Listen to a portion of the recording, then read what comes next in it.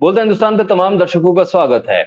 अब देश की संसद में जय संविधान बोलना, संविधान की जिंदाबाद का नारा लगाना, संविधान को हाथ में लेकर यह कहना कि संविधान सबसे ऊपर है, जय संविधान, ये भी आपत्ति के दायरे में आने लगा। और आपत्ति कौन जता रहा है? आपत्ति जताने वाला कोई बीजेपी का सांसद के तौर पर शपथ लेने वाला सिर्फ एक सांसद नहीं, बल्कि लोकसभा का स्पीकर, जो खुद संवैधानिक पद पर आसीन है। और वो स्पीकर ये कहे कि आप जय संविधान के नारे मत लगाइए, क्योंकि शपथ तो आप संविधान की ले रहे हैं, इस नारे का औचित्य नहीं। देश में किस तरह की नारेबाजी होती है? चुनावी रैलियों में आप तमाम नारेबाजी देखते हैं, लेकिन जिस तरह से शपथ ग्रहण हुआ लोकसभा में, हिंदू राष्ट्र तक के नारे लग गए, पार्टियों के नेताओं के नाम के नारे, वो अमर रहें, ये अमर रहें, ये जिंदाबाद, वो जिंदाबाद, और संविधान जिंदाबाद। सिर्फ इस पर आपत्ति हो जाए, ये बड़ी चौंकाने वाली स्थिति। चौंकाने वाली स्थिति इसलिए कि ये देश संविधान से चलेगा या किसी और किताब से चलेगा, इस बात को लेकर बीजेपी असहज तो होती है, लेकिन फिर भी कह देती है कि देश संविधान से चले। अगर कोई व्यक्ति अपनी बात को रखने के लिए ये कह दे कि भाई ये संविधान के दायरे में ये तमाम चीजें आ रही हैं, आप इसी के हिसाब से कामकाज चलाइए, तो बुरा लग जाता है। स्पीकर का पद पूरे सदन की तरफ से ध्वनि मत से ओम बिरला को दोबारा चुन लिया गया। दोबारा चुनने का मतलब यह था कि भाई आप पिछले सत्र में जो आपने गलतियां की, सांसदों को निलंबित करना, विपक्ष के सांसदों के माइक को म्यूट कर देना, बोलने नहीं देना, बिल लेकर आए सरकार और सिर्फ बिल पेश हो उधर पास कर दिया जाए बिना चर्चा के, वो तमाम चीजें आपने जो की पिछले सत्र में, वो अब नहीं दोहराएंगे। राहुल गांधी हो, अखिलेश यादव हो या विपक्ष के कोई और नेता हो, सभी ने ओम बिरला को यह एहसास दिलाया कि आपने पिछले सत्र में क्या क्या गलतियां की, जिसकी वजह से हम आपका विरोध कर रहे थे, हमने उम्मीदवार भी उतारा, लेकिन आखिर में वोटिंग की मांग नहीं की, क्योंकि एक मर्यादा है और उस मर्यादा का पालन विपक्ष ने किया।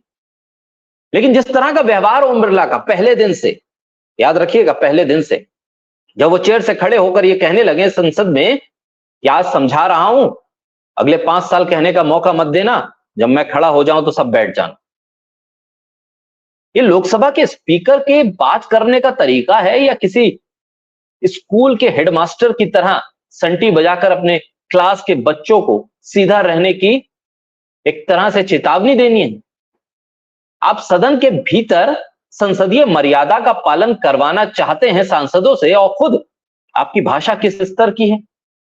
एक तरफ दीपेंद्र हुड्डा जैसा सांसद जो 5 बार सांसद बना, राज्यसभा में भी गया, लोकसभा में भी रहा, उसने जब ये कहा कि आप संविधान के जिंदाबाद या जय संविधान के इस नारे पर आपत्ति कैसे दर्ज करा सकते हैं, तो कह रहे हैं कि बैठ जाओ, किस पे आपत्ति दर्ज करानी है, किस पे नहीं करानी है, तुम बैठ जाओ। और जो टोन था, जो शैली थी, जो शब्द थे, जो भाषा थी, वो ये बता रही थी कि ये अहंकार से भरी हुई। एक चुने गए सांसद, 5 बार का सांसद, जो इस सदन के उच्च सदन का भी सांसद रह चुका है, उसके साथ इस तरह का व्यवहार, इस तरह की भाषा, इस तरह की शैली का इस्तेमाल। आप स्पीकर बने, इन्हीं सांसदों ने आपको स्पीकर बनाया। स्पीकर बनने का मतलब यह नहीं है कि आप मालिक बन गए। ये जो तमाम सांसद बैठे हैं, वो अपने अपने क्षेत्र के प्रतिनिधित्व करते हैं। 3 लाख से ज्यादा वोटों से चुन जीत कर आए दीपेंद्र हुड्डा, और खुद ओम बिरला अगर देख लें तो 50,000 वोटों का फासला होगा उनकी जीत का। ओम बिरला कमोबेश 3 बार से सांसद, दीपेंद्र हुड्डा 5 बार के सांसद। और शब्दों की एक मर्यादा, एक भाषा होती है, एक शैली होती है, बात करने का तरीका होता है, कहने का अंदाज होता है। लोकसभा स्पीकर की इसी चेयर पर मीरा कुमार हो या सोमनाथ चटर्जी हो, और एक लंबी फहरिस्त है लोकसभा स्पीकर्स की। किस तरह की, सुमित्रा महाजन, किस तरह से एक मर्यादित भाषा में, किस प्यार के लहजे में संवाद करते हुए सांसदों को समझाने की कोशिश की जाती थी, उनकी सुनी जाती थी, फिर नियम बताए जाते थे। ओम बिरला का तरीका तो यह है कि जैसे वो डिक्टेट करने आए हैं, वो ये बताने आए हैं कि वो स्पीकर हैं और आप लोग कुछ नहीं। ओम बिरला के तरीका, जो भाषा है वो किस तरह की, वो जरा सा मैं आपको उस क्लिप को सुनवाऊंगा ताकि आप अंदाजा लगाएं कि एक स्पीकर के तौर पर उनकी भाषा किस तरह से। किस पे आपत्ति नहीं, सलाह मत दिया करो। चलो बैठो, चलिए। किस पे आपत्ति नहीं, सलाह मत दिया करो। चलो बैठो, चलिए।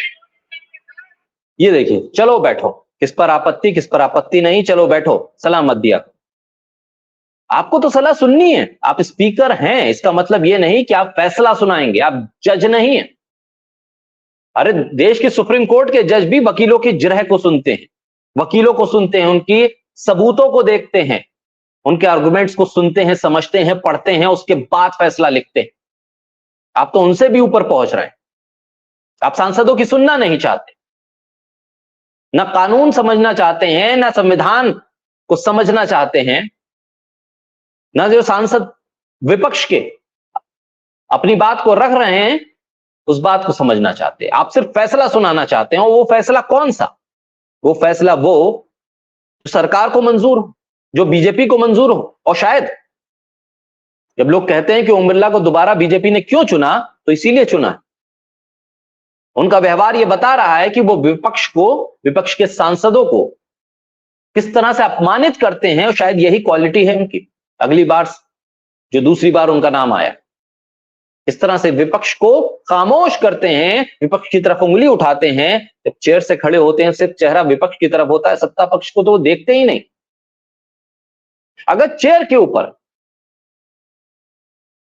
लोकसभा के स्पीकर के ऊपर भाषा का स्तर गिराने के आरोप लगे, आज देखिए दिन भर सोशल मीडिया पर किस तरह के ट्वीट्स आ रहे हैं। ओम बिरला की उस शैली, उस शब्दों को लेकर लोग पूछ रहे हैं कि कोटा के लोग बताएं जहां से वो सांसद हैं, क्या इसी तरह का व्यवहार रहता है इनका? और रहता है तो फिर ये कैसे चुन लिए जाते? उन मतदाताओं को, अपने क्षेत्र के लोगों से कैसे संवाद करते होंगे? क्या इसी तरह से तू तड़ाक, बैठ जाओ, चुप रहो, मत बोलो, क्या इसी तरह की भाषा का इस्तेमाल करते हैं? और विपक्ष के सांसद के साथ आप सदन के भीतर हैं, कोई छोटा कोई बड़ा नहीं है, सब अपने अपने क्षेत्र के, अपनी अपनी लोकसभा सीट के, उस इलाके के प्रतिनिधि हैं, प्रतिनिधित्व कर रहे हैं, लोगों ने चुन के भेजा है। आप इस पे छोटा बड़ा कैसे कर सकते? आपको सभी को सम्मान देना होगा, सब माननीय है, सब सम्माननीय। या कोई एक लाइन आ गई है कि बीजेपी और सत्ता से जुड़े हुए सांसदों के लिए सम्मान के जैसे शब्दों का इस्तेमाल किया जाए? बरेली से बीजेपी के सांसद जब हिंदू राष्ट्र के नारे लगा रहे थे तो ओम बिरला खामोश रहे। शशि थरूर ने संविधान जिंदाबाद, जय संविधान का नारा लगा दिया तो आपत्ति हो गई। हिंदू राष्ट्र का नारा लगाना, उसको छूट दे दी जा रही है, जबकि वो गैर संवैधानिक शब्द है। और जय संविधान, संविधान जिंदाबाद, इसे गैर संवैधानिक कैसे करार दे सकते? इस पे आपत्ति आप कैसे दर्ज करा सकते? तो ये देखना होगा कि आने वाले वक्त में ओम बिरला अपने भाषा के जो प्रवाह है, जो शैली है, उसको कितना सुधारते। और क्या ओम बिरला अगर अपने इसी रवैये पे बने रहते हैं तो विपक्ष इसे कब तक मंजूर करेगा, कहां तक मंजूर करेगा? क्योंकि विपक्ष बता चुका है कि 17वीं लोकसभा वाला विपक्ष नहीं है जिसे आपने कभी चाहा, जब चाहा, जैसे चाहा उसके बटन को म्यूट कर दिया। ये मजबूत विपक्ष है, संख्या बल में भी और आत्मविश्वास में भी। और इस बार वो तमाम चीजें नहीं चलेंगी जो पिछली बार आपने 150 से ज्यादा सांसदों को निलंबित कर दिया। इस बार आपको जवाब भी देना होगा, आलोचना सुननी भी पड़ेगी और बात करनी भी पड़ेगी।